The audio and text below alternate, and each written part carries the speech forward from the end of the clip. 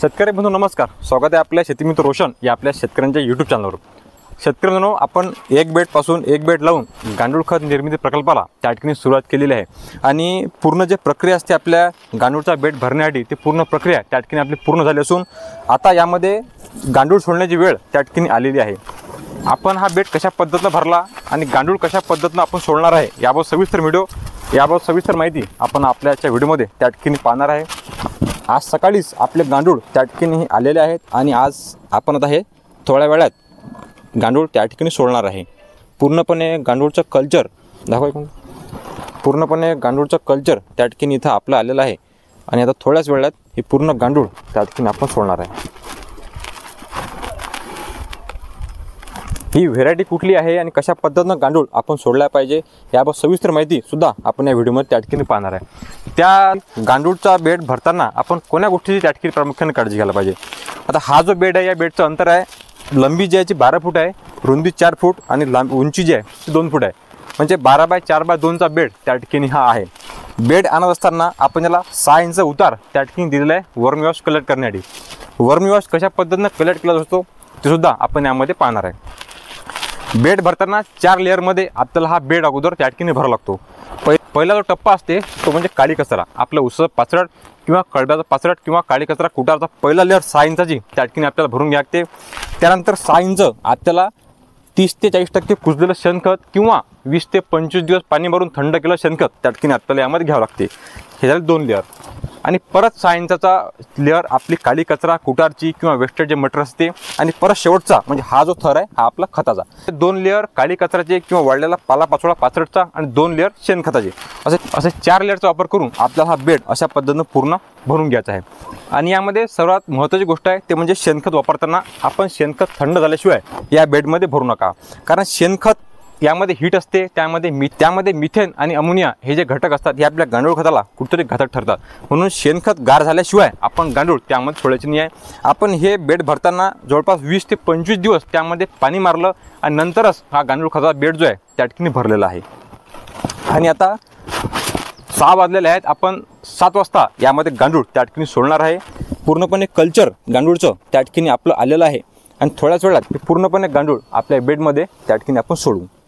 ॲसिना फेटिडा हे व्हरायटी त्या ठिकाणी आपण निवडलेली आहे आणि आपल्या महाराष्ट्रामध्ये बरेचसे शेतकरी किंवा वितरी व्यावसायिक असतील कल्पधारक आहेत ते मोठ्या प्रमाणात याच व्हरायटीचा वापर त्या ठिकाणी करतात, कारण महाराष्ट्रामध्ये खास करून आपल्या विदर्भामध्ये मोठ्या प्रमाणात ऊन आपल्याला पाहायला मिळते आणि उन्हातसुद्धा चांगल्या पद्धतीने तग हे ॲसिना फेटिडा हे व्हरायटी जे आहे त्या ठिकाणी करते। तर अशा पद्धतीनं गांडूळ आणताना आपण सायंकाळी 6च्या नंतरच हे गांडूळ यामध्ये आपण सोडायला पाहिजे, जेणेकरून चांगलाच फायदा आपला होणार आहे आणि जास्त टेम्परेचरचा नुकसान आपल्या गांडूळला त्या ठिकाणी होणार नाही। त्यानंतर महत्त्वाची गोष्ट म्हणजे हा जो बेड आहे हा पूर्णपणे झाकलेला असावा। आता आपण या बेडसाठी पूर्णपणे आपले शेडनेट असते त्या ठिकाणी याचा वापर केलेला आहे आणि पूर्णपणे दिवसभर हा बेड त्या ठिकाणी झाकलेला असते।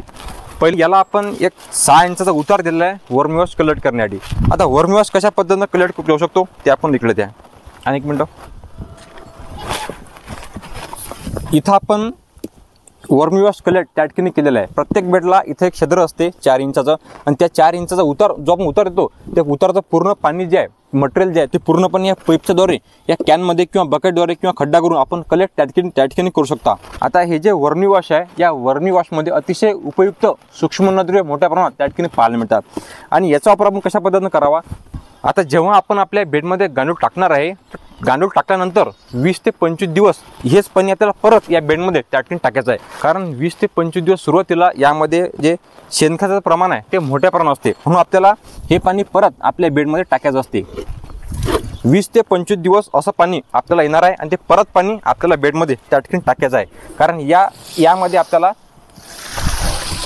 यामध्ये शेणखताचं प्रमाण जे आहे ते शेणाचं पाणी आहे ते मोठ्या प्रमाणात येते आणि 20-25 दिवस झाल्यानंतर आपल्याला चांगलं प्युअर दर्जाचं वर्मी वॉश त्या ठिकाणी भेटायला सुरुवात होणार आहे गांडूळ टाकल्यापासून।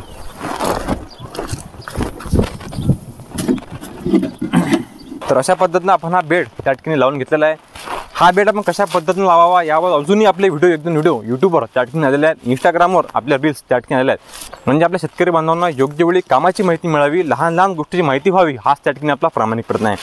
आता गांडूळ खताकडे आपण का बरं वळालो, जर आपण रासायनिक खतांचे भाव पाहिले तर 1200, 1300, 1500 रुपयापर्यंत रासायनिक खत त्या ठिकाणी गेलेलं आहे आणि खूप महाग किंवा भेसळयुक्त खत त्या ठिकाणी येऊ राहिले.